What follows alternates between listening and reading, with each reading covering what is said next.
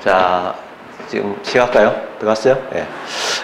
오늘은 정말 중요한 취소 소송의 대상이에요. 그러니까 이 취소의 대상할 때는 먼저 행정 소송의 대상을 이야기하는데 따지고 보면은 취소 소송의 대상이 되는 게 뭐냐 이건데 요거를 얘기하면은 취소는 뭐야 하나입니까? 항고소송이다, 그죠? 항고소송이고 당사자 소송이 아니에요, 그죠? 그래서 취소 소송의 대상인 것 아닌 것 할 때 아닌 것이 바로 뭐냐? 당사자 소송의 대상이 되는 공법상의 계약, 이런 것들이 이제 취소 소송의 대상이 아닌 게 되겠죠. 그래서 이런 것도 좀 알면 좋겠고요. 근데 이러한 취소의 대상에 대해서 이제 규정이 나와 있어요. 무슨 이야기냐면은 우리가 법원의 종류가 되게 많고요. 소송의 종류도 다양한데 취소 소송의 대상이 될 수 있는 게 어떤 거냐라는 거는 취소 소송이 모든 법적 분쟁을 해결하는 작용은 아니라는 거죠. 법적 분쟁 중에서 공법적 분쟁, 그 중에서 다시 권력적인 성질을 가지는 것만 취소 소송의 대상이 되기 때문에 취소 소송의 대상이 되는 것이 뭐냐 이런 얘기를 하는 거죠. 그래서 이제 이런 이야기하게 되면 굳이 얘기하면 취소 소송의 대상이 되는 것인 것하고 이렇게 아닌 것 이렇게 나눠지는 거예요. 그래서 이게 되게 중요한데 취소는 근데 이거 한 번 더 얘기하면은 항고고 당사자가 아니지만은 또 더 크게 보면 취소 소송은 또 뭐냐면 행정 소송이다, 그죠? 행정 소송이고. 이거는 민사소송이 또 아니잖아요. 너무 당연하지만. 근데 이게 답으로 나와. 이게 답으로 나오니까, 이것 참 틀리면 좀 의의가 없는 거죠. 그래서, 그러나 이제 그게 국가작용이기 때문에, 공포가 사고 구별이 애매하기 때문에, 우리 화장실 가면 다 붙여놨잖아요. 그래서, 우리 화장실 갔을 때 딱 눈 보이는 부분에, 이렇게 프린트를 해가지고 자나 깨나. 근데 일부러 앞을 보고 이제 이렇게 해야 되는데 앞 안 보고 행정부에다 보니까 자꾸 외면해요. 거기에 만약에 샤이니의 근육질 이런 몸매에 있는 사진이 있었으면 뚫어지라 봤겠죠. 또 소시가 좀 더 노출이 심한 거 했으면 뚫어지라고 봤을 거야. 그런데 이상하게 고개를 돌리더라고. 근데 고개 돌리지 말고 보면 좋아요. 그렇게 한번 볼까요? 기출 문제를 보면요. 이제 물론 여기 들어오게 되면 물론 강학상 이론적으로 봤을 때 있고 또 판례상 소송법적인 실무상 봤을 때도 있는데 다른 데서는 이 두 가지가 어느 정도 대등하게 또는 편하게 이제 대등하게 비교 대상이 되어져요. 그런데 가치가 있는데 소송 들어오게 되면 아무래도 실무가 더 중요하기 때문에 특별한 말이 없을 때는 주로 판례에 의할 때라고 되는 거죠. 그러면 첫째로 이제 하는 게 뭐냐? 당사자 소송의 대상이 아니니까 뭐냐면 첫째로 이러한 공법상의 이러한 계약 같은 거 이거는 대상이 될 수 없겠죠. 관리관계, 그죠? 그래서 이제 문제의 답으로 나오는 거죠. 그래서 시립무용단원의 위촉이나 해촉 같은 거 그거 아니다 이렇게 나오겠죠. 여기에 이제 그게 나오고요. 또 우리가 나중에 공부하겠지만은 당사자 소송에는 또 어떤 게 있냐면 형식적 당사소송도 있거든요. 그런 것들은 안 되겠죠. 그죠? 그래서 당사소송이 되는 건 안 될 거다. 그래서 예를 들면, 당사자, 소송. 좀 나중에 당사소송 더하게 되면 또 당사소송 대상 공부합니다. 그죠? 그 양이 얼마 안 많아요. 그래서, 이란 대상이 되는 건 안 될 거다. 이것들이죠. 또, 방금 얘기했으니까, 민사소송의 대상이 되는 것도 안 될 거다. 이거죠. 그럼 민사소송의 대상은 어떤 걸까요? 우리가 행정소송은 공법관계면 민사소송은 사법관계가 된다, 그죠? 그래서 이러한 사법관계를 하는 것도 있어요. 근데 이게 이제 쉽지 않아요. 예를 들면 한번 볼까요? 근데 이게 특히 이제 어떤 게 답으로 나오겠습니까? 순수한 사법관계도 나올 때가 있어요. 예를 들면 우리가 공사, 도급 같은 거 이러한 공사, 도급 국가하고 또 어떤 내용에서 동사, 도급 행위했습니다. 우리가 이제 대표적인 것들 중에서 어려운 게 뭐가 있냐면 대집행할 때 이러한 대집행을 할 때, 대집행은 권력적 작용이잖아요. 근데 이러한 대집행의 주체하고, 그 다음에, 대집행을 실행할 수 있는 제3자가 있어, 그죠? 용역회사. 예? 그래서 이러한 대집행 대상이 되는 이러한 제3자의 대집행 철거에 관한 토급계약은 사법관계이기 때문에 그는 민사소송의 대상이 된다. 이런 얘기잖아요. 뭐 그거 말고도 우리가 어려운 거 많잖아요. 예를 들면 사법관계가 바로 국고관계니까 이러한 국고적 행위들은 전부 다 아니다. 이렇게 알 수 있어요. 다수라고 이제 판례가 되는 것도 있는데 이제 특히 이제 중요한 게 뭐냐면 다수라고 판례가 갈라지는 거. 학자들이 봤을 때는 행정소송 대상인데 판례가 봤을 때는 아니라고 하는 게 있단 말이야. 그게 어떤 게 있습니까? 참 그 많죠, 그죠? 그런 것들 중에 하나가 뭐냐면 이제 우리가 공법상의 부당이득. 그러면 조세를 돌려주는 거죠. 그래서 공법상의 부당이득 같은 것들은 바로 그거예요. 그래서 이제 조세를 돌려주는 것을 환급이라고 합니다. 되돌려서 지급한다. 그래서 이런 조세 환급인데 조세 환급에 대한 결정. 이렇게 되면 뭔가 막 국가적인 어떤 처분처럼 느껴지잖아요. 그래서 이거 아니라는 거죠. 그래서 또 어떤 거는 못됐게 일부러 거다가 처분의 말을 붙여요. 좀 이따가 행정소송의 대상이 되는 것을 우리가 소송법적으로 처분이라고 표현하는데 처분이라는 표현은 넓게도 쓰이고 좁게도 쓰여서 소송법의 개념하고 일반적인 개념은 다를 때도 있잖아요. 그래서 뭐 딸내미가 만약에 둘이 있는데 위에는 성격도 좋고 이쁘고 이렇다. 그런데 밑에는 성격도 나쁘고 이렇다 하면 빨리 이거 처분해야 되겠다. 이게 지금 이제 처분이란 말 쓰잖아요. 이제 그런 그래서 뭐 어떤 집은 내가 볼 때는 동생이 먼저 시집을 갈 가능성이 높은 집도 있더라고요. 예, 그래서 그런 처분 이런 게 있어요. 그래서 또 그 집에 또 같이 또 입양돼 있는 개가 있어요. 그러니까 말을 안 듣고 계속 짖고 이러면은 처분해버리는 거죠. 온유월에 그렇게 하는 거죠. 그래서 이런 것도 있어요. 그 다음에 또 하나가 뭐가 있냐면 국가 배상이 있잖아요. 그럼 우리가 국가 배상 청구권은 다수서는 공권으로 보지만은 판례는 사건으로 본다. 그 말은 뭐냐면 판례이면 민사소송이다. 그러면 이제 국가 배상 청구 소송 이렇게 하면 좀 잘 안 들릴 수가 있어요. 그런데 뭐 예를 들면 국가 배상할 때 배상심의위원회를 거칠 때가 있잖아요. 거쳐도 되고 안 거치면은 배상심의위원회. 이 배상심의위원회는 명백하게 행정기관이거든요. 근데 이제 배상심의위원회의 배상결정, 상당히 뭐랄까, 권위 있단 말이에요. 그래서 따지고 보면 이거는 배상결정이니까 판단행위고 확인행위적인 성질을 가지고 있잖아요. 그러나 이거 뭐예요? 불법하면 어떻게 됩니까? 민사 가는 거지 행정 가는 거 아니기, 행정소송 가는 거 아니기 때문에 이런 것들이 답으로 많이 나와요. 그래서 이런 부분을 우리가 알면은 좋은 거죠. 그래서 이런 내용들을 이제 좀 이따가 다시 또 공부를 해볼 거예요. 근데, 자, 그래서 이렇게 나오고요. 자, 인것 들어갔을 때 이제 인것이 시험에서 많이 나오고요. 뭐 잘 알겠지만 공무원 시험에서 지금은 소송법 문제가 4문제 또는 5문제까지 나올 때가 많잖아요. 많은데, 그렇지 않았을 때 과거에 한 문제 정도 나올 때도 처분은 계속 출제가 됐던 거예요. 그래서 매년 처분에 관한 문제가 출제 안 되는 해는 단 한 번도 없었어요. 다만, 동일한 시험에서 뭐 국가에서 매년 똑같이 출제되는 건 아니고요. 어쨌든 그해 치는 시험에서는 처분에 관한 문제가 늘 나오더라. 그리고 되게 중요하고 또 이거는 행정소송 들어와서만 문제되는 게 아니고 우리가 공법상 계약을 배울 때 행정계획을 배웠을 때 화객을 배웠을 때 다 이게 뭐예요? 그래서 이거 다 뭐냐면 처분성이 있다 없다 하는 걸 우리가 그때 이야기를 한 적이 있습니다. 그죠? 그래서 확약 처분성 없다. 우리 잘 알다시피 이거 말고도 아닌 것이 뭐가 있습니까? 확약 같은 거는 독일에서는 인정하지만은 또 강학상으로는 행정행위로 보지만은 처분성이 없더라. 뭐 이런 것도 있고, 그죠? 그거는 특이한 건데, 그거는 좀 더 자세히 보도록 하죠. 예를 들면, 좀 애매한 것도 좀 있어요. 그건 뭐냐면, 분명히, 행정행위, 이론적으로 강학상으로는 행정행위에 해당하는데, 근데 있잖아요. 판례할 때, 이거는 강학이겠죠? 이런 강학상으로는 행정에 해당하는데, 판례 이해할 때는 행정소송의 대상이 되는 작용을 판례는 처분이라고 표현하는데 처분성이 없는 게 있단 말이에요.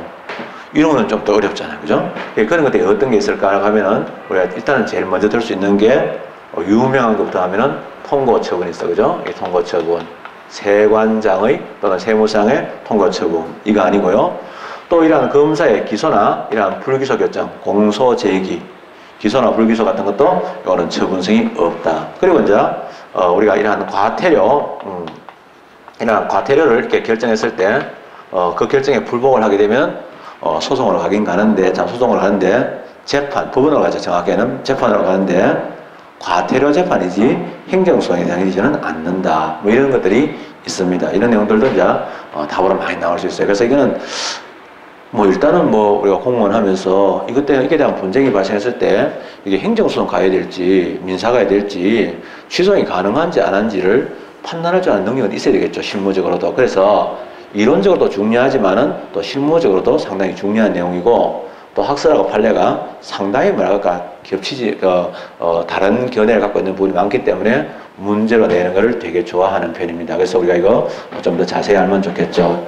대신에 출제가 워낙 많이 되는 부분이고 또 우리가 소송의 대상이 될 수 있느냐 없느냐 이 부분은 재판할 때마다 따지게 되는 거잖아요. 그러다 보니까 판례 내용이 되게 많고 내용도 좀 그렇자고요. 그래서 좀 어렵지만은 너무 급하게 마음먹지 말고 그냥 오늘 하루 처음만 공부해도 좋다 하는 그런 기분으로 공부해 나가면 좋겠어요.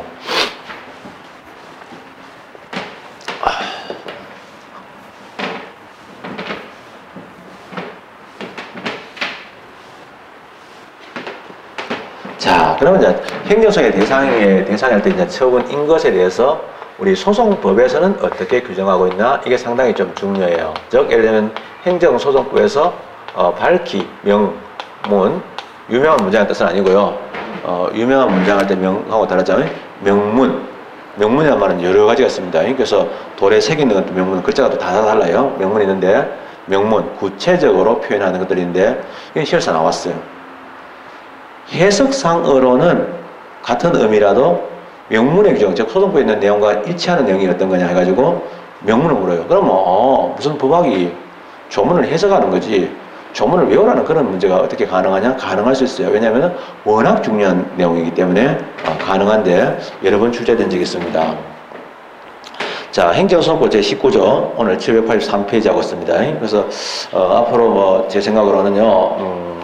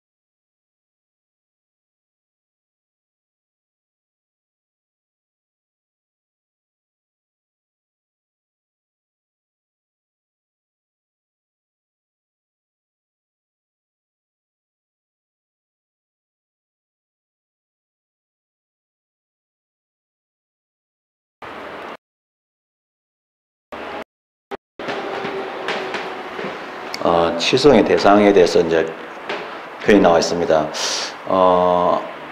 뭐 잘 알다시피 저는 이제 지금 본격적으로 뭐 여러 학원을 뛰거나 또는 이렇게 강좌를 하지 않는데 행정법 강의는 계속 이어져 갈 것 같아요. 다만 이제 뭐 새로 과연 책이 나오겠느냐 안 나올 가능성이 있습니다. 이 판이 마지막 판이 될 것 같아요. 그래서 마지막 판인데 대신에 이제 계속해서 그냥 업데이트를 올릴 거예요. 제가 이제 책에다가 바뀔 때마다 그래서 이 책에 대해서 업데이트를 완전히 공개를 할 겁니다. 그래서 그냥 그렇게 되면은 뭐 특별히 새로운 교재를 살 부담 없이 그렇게 갈 거예요. 자, 19절 보면요. 취소 소송은 처분 등을 대상으로 한다. 그런데 만약에 이제 이런 경우도 있죠. 처분에 대해서 행정 심판을 제기했는데 거기에 또 재결이 있게 되면 재결도 또 하나의 행정 처분을 볼 수 있으니까 다만 재결을 취소하는 소송의 경우는 재결도 처분이지만은 재결 자체에 고유한 위법이 있음을 이유로 하는 경우에 한한다. 이 말은 뭐냐면 행정소송은 처분을 거쳐서 처분에 대해서 행정심판의 재결을 거쳐왔을 때는 재결을 원칙으로 하지 않고 원처분을 원칙적으로 행정소송의 대상으로 삼는다. 왜냐하면 이름이 재결이라도 그 성질은 처분이니까 그렇게 보죠. 근데 이제 처분이 뭐냐? 2항 2조에 보면은 1호에 2조 1항 1호에 보면은 처분 등이라 하면 행정청이 행하는 구체적 사실에 관한 법 집행으로서의 공권력의 행사 또는 그 거부와 그 밖에 이에 준하는 행정작용 및 행정심판에 대한 재결을 말한다. 이렇게 돼 있어요. 이 표현 자체가 시험에 출제된 적이 있고요. 좀 다소 무리하다고 판단되는 문제지만 과거 행정고시 문제에서 객관식 문제에서 이게 출제된 적이 있는데요. 처분 등 할 때 처분 등에서 등을 빼고 출제해놓고 나서 틀렸다. 사실은 처분이라고 해도 사실은 처분 등이랑 마찬가지인데 그렇게 표현했는데 그게 왜 그러냐면 행정심판부에서는 처분이라고 표현했어요. 소송권은 처분 등이라고 표현하는데 그런 글자 하나 뭐 사실 어찌 보면은 그게 의미가 있나라고 반문하는 분도 계시는데 그 정도로 이거는 좀 중요한 조문이다. 왜냐하면 취소의 범위를 밝히는 중요한 내용이기 때문에 써요. 그래서 행정청이 하는 구체적 사실에 관한 법 집행으로서 의논합니다. 그래서 앞에 내용인데 이거는 뭐 행정청이 하는 이건 약간 그게 뭐 당연한 거겠죠. 그래서 행하는 행정작용은 행정청이 하는 거죠, 사실은. 너무나 당연하게 생각하는데 가끔가다 잊어버릴 때가 있죠. 그래서 우리가 과거에 신뢰보호할 때 공적견해 표명할 때 헌법재판소의 결정은 공적견해 표명을 보지 않는 이유가 헌법재판소는 행정청이 아니기 때문에 이것도 사실 무의미하지는 않지만은 핵심은 좀 아니죠. 왜냐하면 기본적으로 행정처분은 행정작용 중에서 나오니까 그거는 이제 뭐 다 알고 전제로 까는 사실이죠. 주로 중요한 내용이 이제 구체적 사실에 관한 법 집행으로서에 나오죠.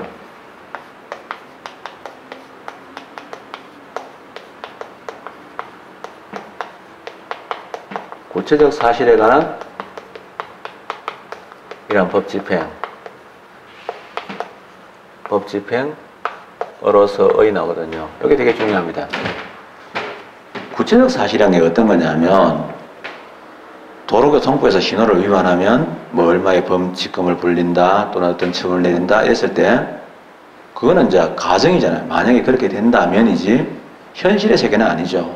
그런데 현실적으로 구체적으로 매달 며칠 날 누가 어디에서 신호를 위반하게 될 수 있겠죠? 그게 바로 구체적 사실입니다. 그러면 그 사람에게 도로교통법에 일반적으로 주장적 규범적 효력을 그 사람에게 구체적으로 이제 부여하게 되는 거죠. 그러면 이제 효력이 구체화되는 거죠. 그래서 이러한 구체적 사실에 관한 법 집행으로서의 엔더입니다. 여기 엔더 해야 되고, 그 다음에 공권력의 행사 또는 그 거부와 나옵니다. 그래서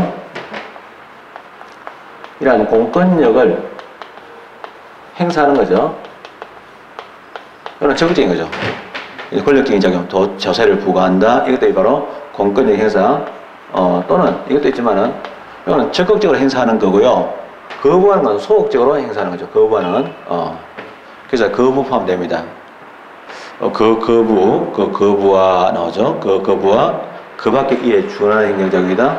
그래서 와 나옵니다. 그 밖에. 왜 이런 말을 쓰냐면, 이제 해석에 따라서 다를 수 있는 요소가 있기 때문에 해석을 통한 확대를 위해서 그 밖에, 이에, 준하는, 행정작용을 얘기하겠죠. 그래서, 행정작용. 그래서 그거와 이에 준하는 행정작용인데, 행정작용,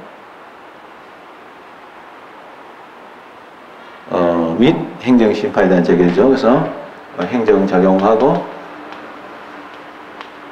작용 및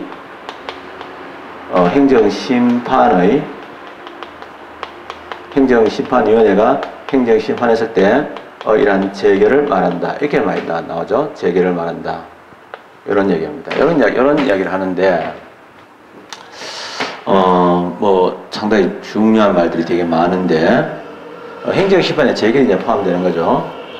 행정심판법은 아직 안 배웠는데 소송은 이제 3심제로 되어 있습니다만은 행정심판은 한 번에 끝나게 되어 있어요. 근데 행정심판은 미리 행정소송하기 전에 행정기관에 한 구제를 가능케 함으로써 행정의 자율성도 확보하고 또 자기 시정의 기회를 갖는 그런 의미가 있고요.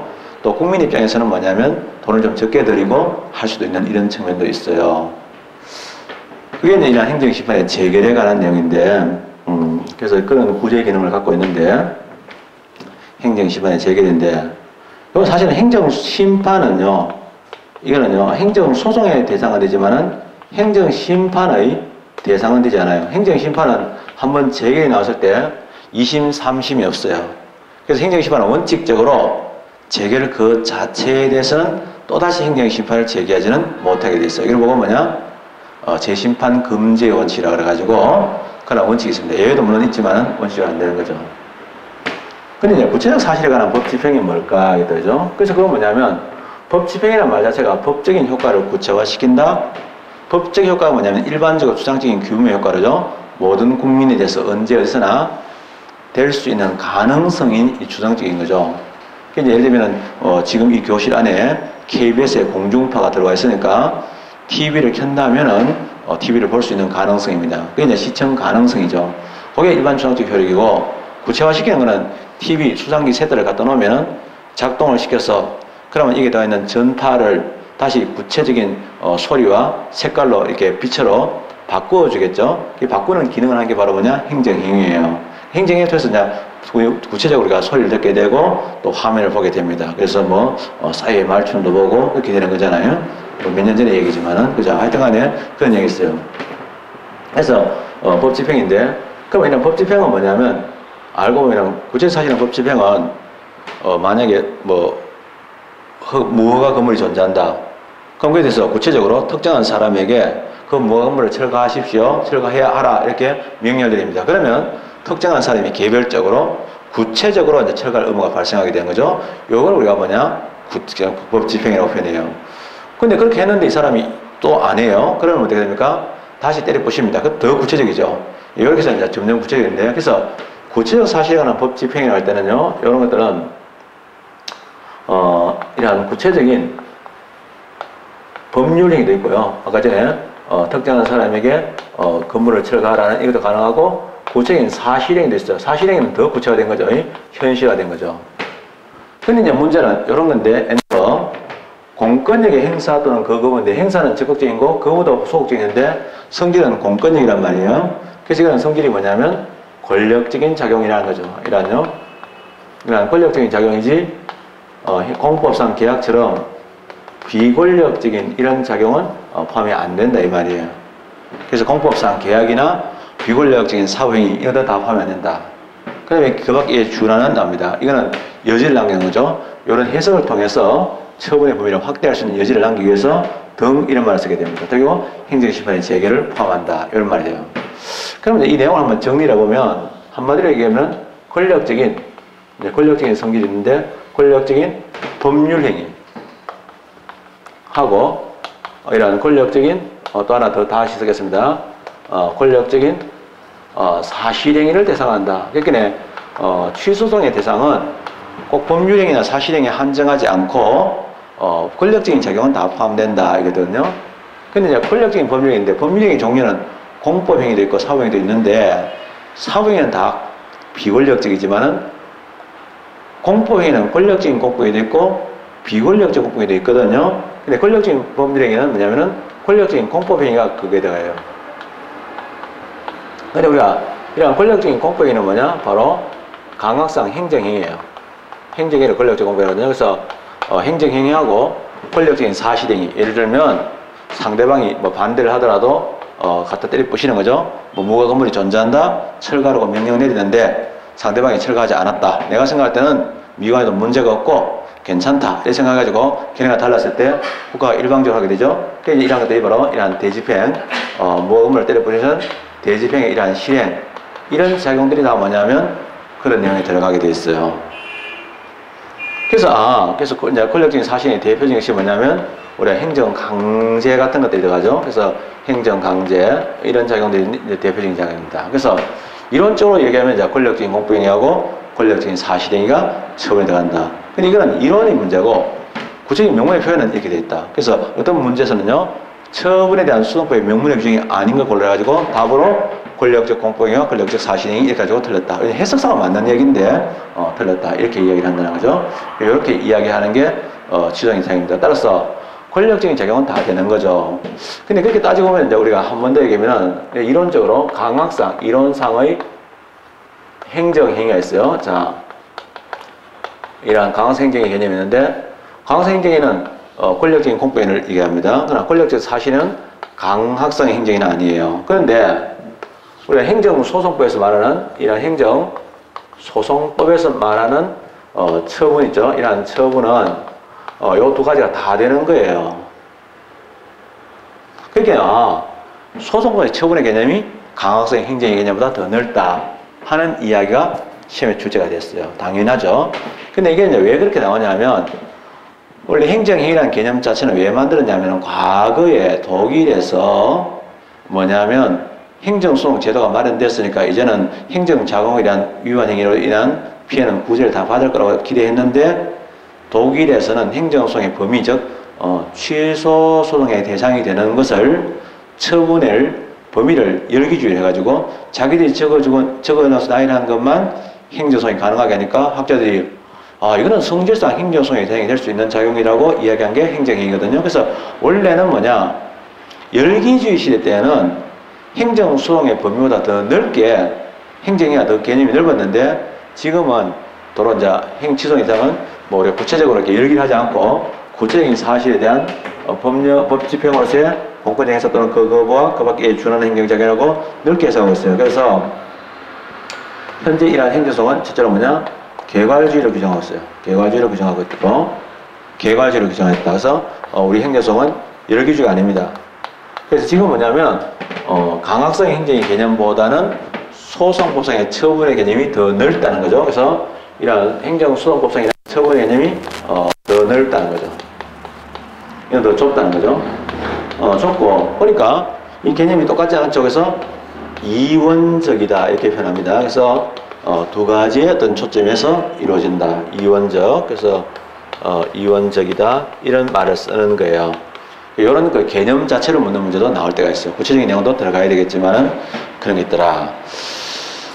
예, 그런 이야기고요. 그 다음에 이제 들어갔을 때, 그러면 이제 취소의 대상이 될 수 있는 것 교재가 좀 나와 있는데 내용부터 다시 한번 더 보죠. 인 것 아닌 것.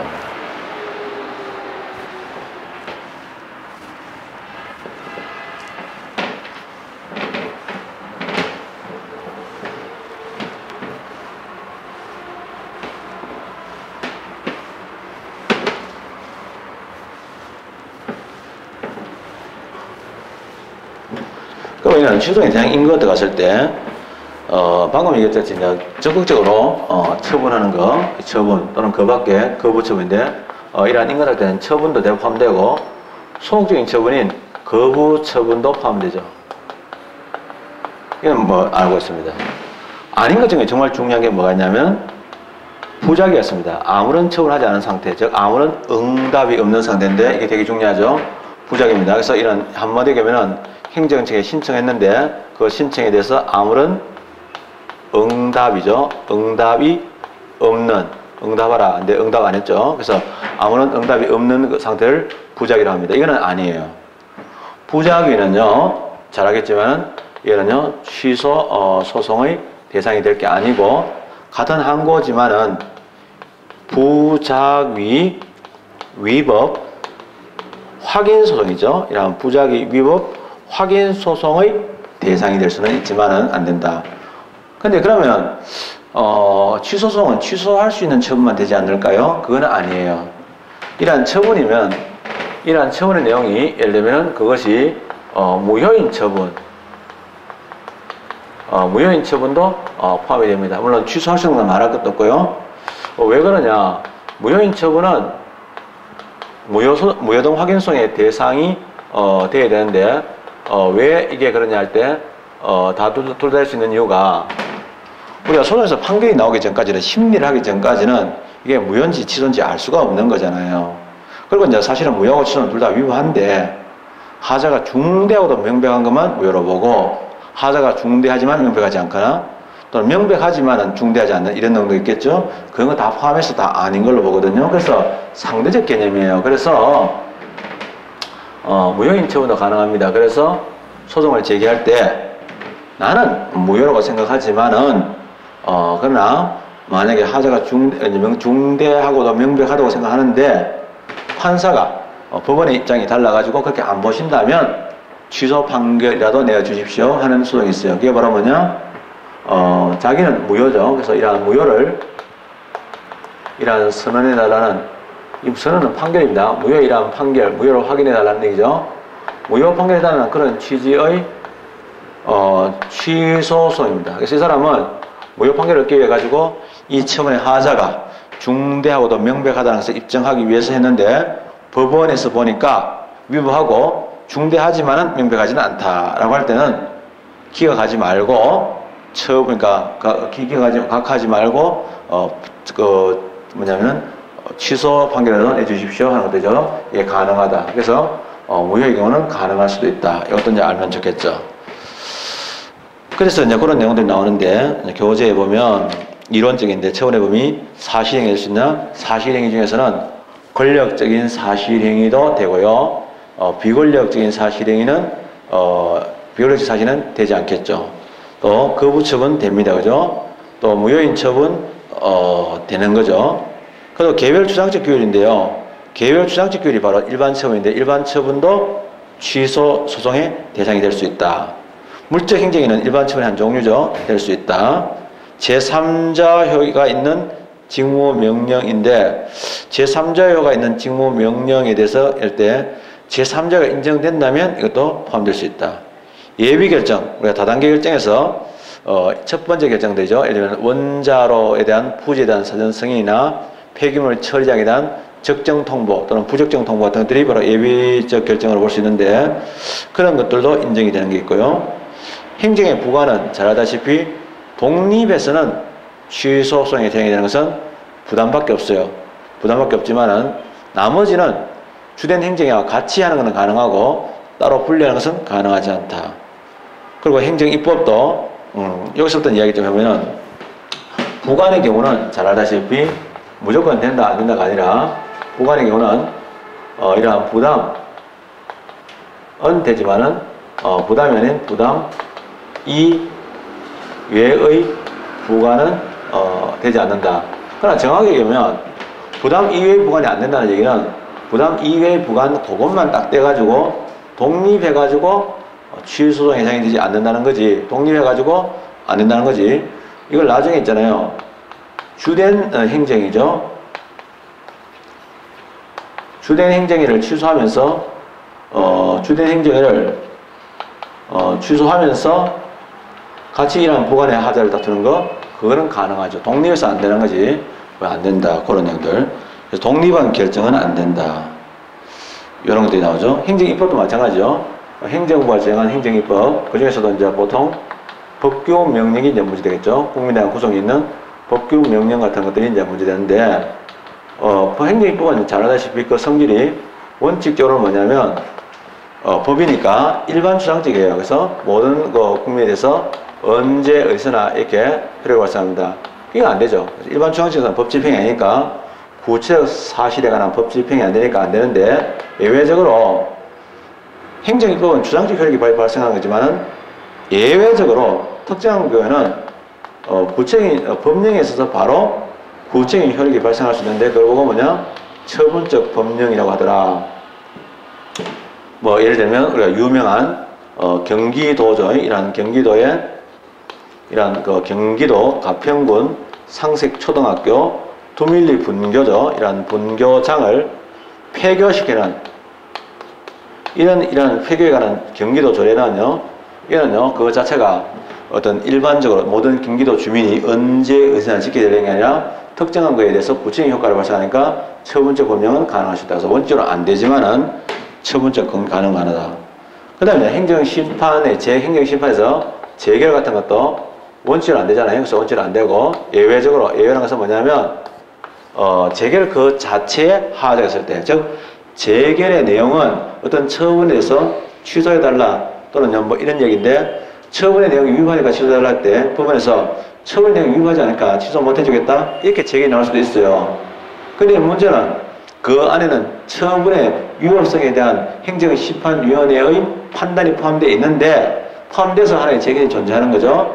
근데 이제 문제는 처분의 위법성 그 자체에 대해서는 행정심판이나 또는 수동을 제기해서 다툴 수가 있지만은 재결 그 자체에 대한 내용이 뭐 행정처분이 위반하지 않다고 봤다든지 또는 뭐 적부한데 뭐 위반하게 봤다든지 이렇게 잘못됐을 때 그거는 처분 자체를 다투게 되는 거고요. 재결의 잘못을 다툴 때는 재결의 내용이 되는 처분에 대한 행정심판위원회의 판단이 잘못됐다. 이거는 안 되고요.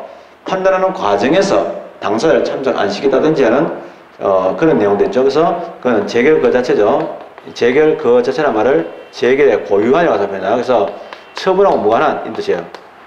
고유한 위법이 있을 때, 즉 재결 그 자체가 법적인 절차를 잘못 받거나 위반할 때는 가능할 수 있다. 그래서 재결의 고유한 위법이 있을 때만 가능하다. 여러분이 잘 아시다시피, 그래서 행정심판의 재결 때는 우리나라 소송법은 원칙적으로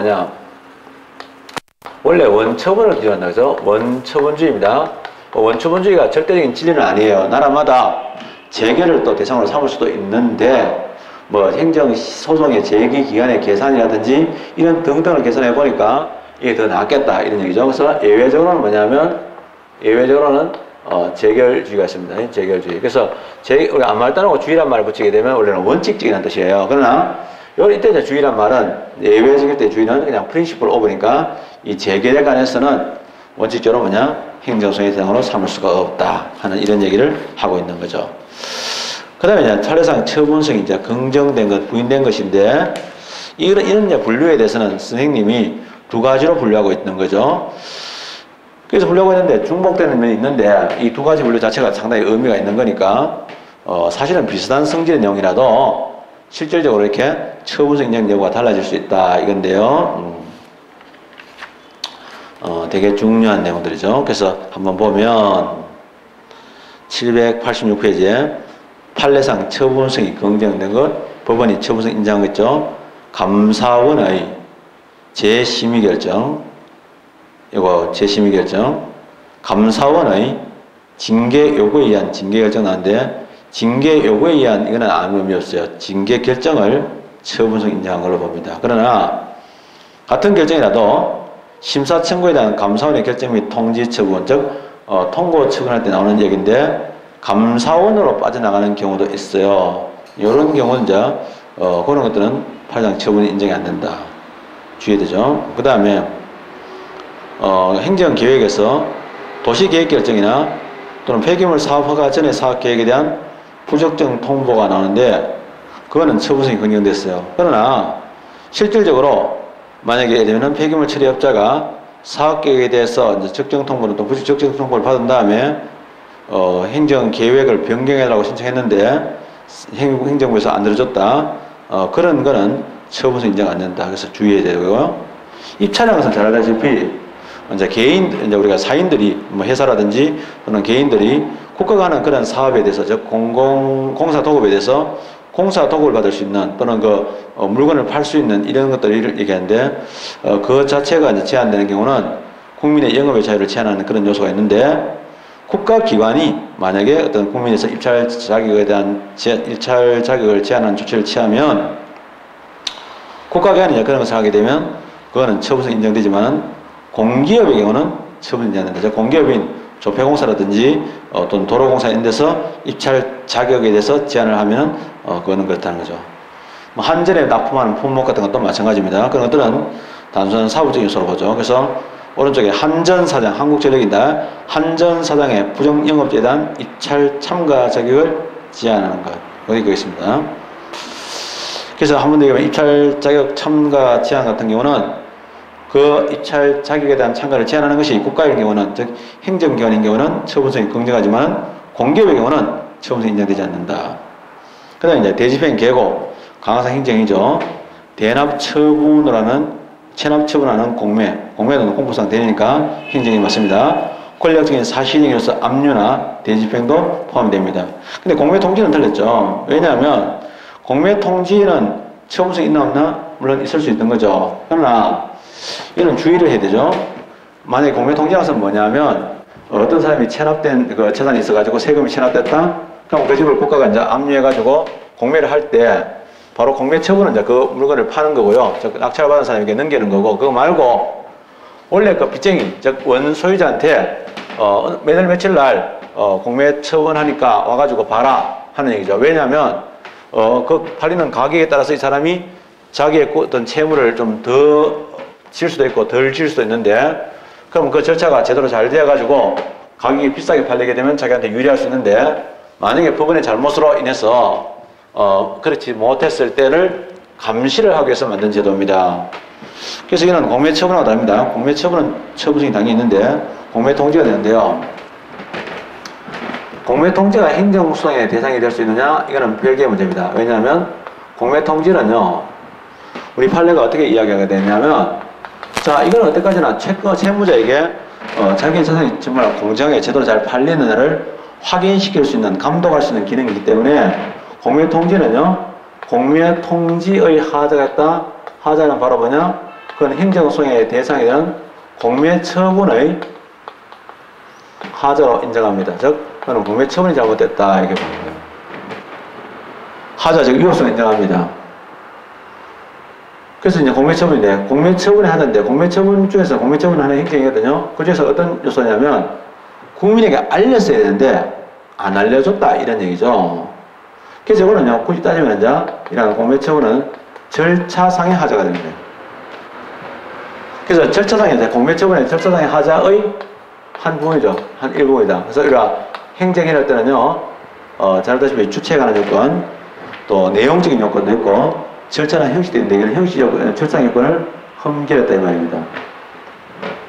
그게 이제 공매 통지가 되는데, 공매 처분의 하자는 그렇게 된다. 그죠? 그런데, 공매 통지가 되는 거죠. 그래서 이거는 독립해가지고, 그러면 이런 공매 통지만 취소해달라.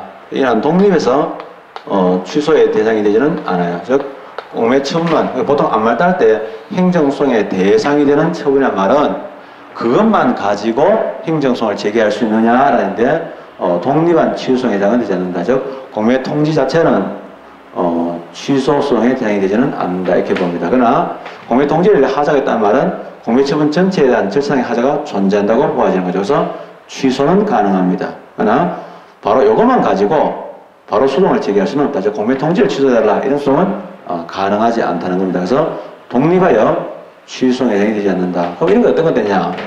여러 군데 아까 전에 얘기할 때, 이제, 부담 이외의 부관, 부담이 아닌 부담 이외의 이런 부관 같은 거 들이다 뭐냐? 이것도 행정소송 가능하죠. 그럼 이게 어디까지나 뭐냐면 독립한 취소행위 아니고 어디까지나 주된 행정했겠죠? 이런 주된 행정행위의 취소송을 제기하면서 구하면서 근데 취소하다 보니까 이제 뭐냐? 당신이 하는 이런 부담, 이 자체가 뭐 행정소송에 제한이 되지 않는다. 이런 얘기는 가능한 거죠. 그래서 공매 통지가 있고요. 이거 말고도 우리가 알고 있는 것이, 뭐냐면, 이런 다단계 결정에서 사전 결정이 있습니다. 이런 사전 결정 같은 것들이 바로 그런 내용에 들어갑니다. 그래서 이런 내용들이 나와 있더라. 그 다음에 이제 공시지가 나오는데요. 개별 공시지가가 표준 공시지가가 나오고 있고요. 그러나 주의사건은 건설교통부 장관의 기준지가는요, 최근에 잘못된 문제가 두 문제가 있었는데, 한 몇 년 걸쳐서 기준지가 가지고 하자 승계 인정했다고 얘기하는 그런 선생님이 계시는데, 하자의 승계는요, 행정행위에서 하자의 문제되는 것들 얘기하죠. 근데 잘 알다시피, 기준지가는요, 그 자체가, 우리 판례가 한 번도 그 자체를 행정성의 대상으로 보지 않았습니다. 그래서, 그건 맞지 않는 얘기고요. 특별 권력 관계라고 보더라도 일부의 경우는 안 된다. 즉, 징계 같은 건 아니고요. 징계 같은 거는 행정성의 대상이 가능합니다. 그러나 공법이 4개에서 자체적으로 행하는 직원의 징계행위, 이거는 가능하다. 그래서 징계인데, 징계 처분은 당연히 항고소송, 취소이나 또는 토청심사위원회 심판은 끝이죠. 되게 중요한데, 과거에는 특별 권력 관계는 안 된다. 이런 얘기를 했기 때문에 그런데, 굳이 얘기하면 이러한 특별 권력 관계라도요, 만약에 공립대학교 학생이 있다. 이런 공립대학교 학생은, 이런 특별권력관계인데, 징계처분은요, 이런 처분성이 있다고 봅니다. 그런데, 만약에 이런 기숙사를 강요했다, 기숙사를 강제했다, 이거는요, 처분성이 없다고 이렇게 보는 거예요. 그래서 그런 내용들. 그래서 기숙사 강제 하면 안 된다. 그 다음에, 이제 특별관계는 주택건설 촉진 사업법상의 특별분양 거부처분 나오죠. 잘 알다시피 주택건설 촉진 사업에 관한 특별분양인데, 이거를 이제 거부했다. 특별분양을 해달라고 요청했는데 안 됐다. 이런 얘기죠. 그건 처분성 인정되는데, 서울특별시의 아파트, 시형 아파트의 분양 지침 같은 거는 처분성으로는 거리가 멀더라. 이거죠.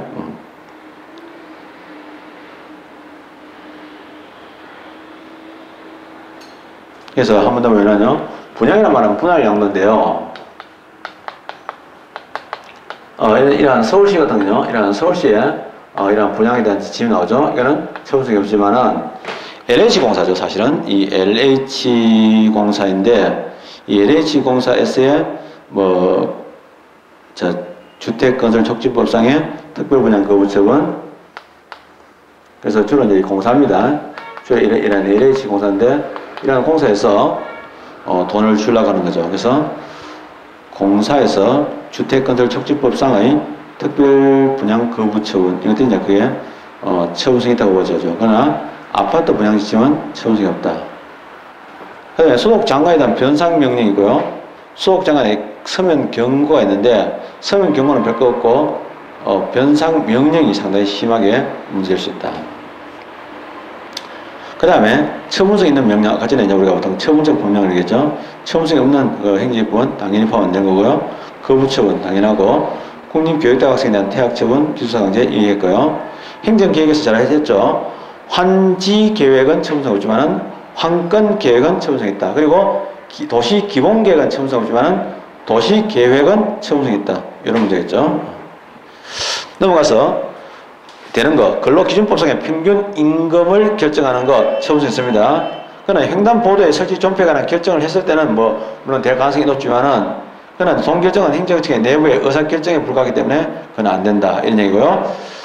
그 다음에 행정재산에 대한 사용수익 허가 처분 또는 무단 점유에 대한 변상금 부과는요, 처분성 인정되어집니다. 그건 행정소송이 가능한데, 행정청 간의 국유재산에 대한 이관 처분, 즉 국유재산을 기획재정부 소관에서 산림청 소관을 넘겼다. 그거 가지고는 아무 효과가 없는 거죠. 그래서 그 뒤에 국유 잡종재산의 매각, 폐천부지에 대한 양력, 국유림 대우, 이런 것들이 이제 바로 그런 내용이 들어가죠. 그래서 그거는 인정이 안 됐다. 그 다음에 사업 인정, 예를 들면 특권은 인정되는데, 국유 강화금 처분 같은 건 인정 안 되더라. 이랬죠. 그리고 잘 알다시피 아주 중요한 거, 성질은 사실은 비슷한데, 취급을 달리 하겠죠. 뭐냐면 과거에 광주 민주운동자 관련 보상에 관한 법률에 의해서 보상시민의 보상결정은 다수가 이기기 때문에 행정소에서 바뀌어가지고 이제는 처분성이 없는 걸로 봅니다. 그런데 여기에 대해서는 뭐냐면, 민주운동에 따른 명예회복 및 보상에 관한 법률을 따른다면은 보상위원회 보상결정 나오는데, 이거는 무시해도 된다는 얘기죠. 근데 그건 왜냐하면 민주운동에 관련되는 명예자 회복했을 때 이런 범위는 매우 좁습니다. 그래서 그건 좁게 되어 있고요. 27번에 대학 교원에 대한 임용권자 임용제 결정, 당연히 이거는 임용에서 제외했다. 이거는 임용권을 가지고 있는 임용에 대한 기대이익이 있는데 그걸 건졌었다? 당연히 인정되는 거죠. 그런 것들. 그 다음에, 그 건축주 변경 신고 거부, 토지 행질 변경 허가에 대한 판례 처분, 지방의 의장 선거, 불신임, 징계, 또 공무원 연금법상의 재직기간 합산, 주민등록법상의 전입신고, 이런 것들은 다 그렇게 되어 있는 거죠. 그 다음에, 수도의 단수 처분, 그 다음에 사회단체 등록법상의 단체 등록행위, 이렇게 되어 있죠. 그런 것들은 다 처분이 되고, 특히 중요한 거, 국가인권위원회의 성희롱 결정 및 시정권고는 처분서 있는 걸로 유명하죠. 왜냐하면 일반적으로 권고는 그거 자체가 처분성이 없습니다. 그래서 뭐 무슨 권고나 해서 없는데 이 권고만 항고수송의 대상이 됐다. 되게 중요하죠. 이런 것들은 오른쪽에 있는 것들은 그렇지 않았다는 얘기죠. 꼭 봐주시고 외워주셔야 됩니다. 좀 쉬었다가 처분서 인정한 주요 판례를 한 번 더 훑어보기로 할게요. 잠깐 쉬었다가 계속하겠습니다.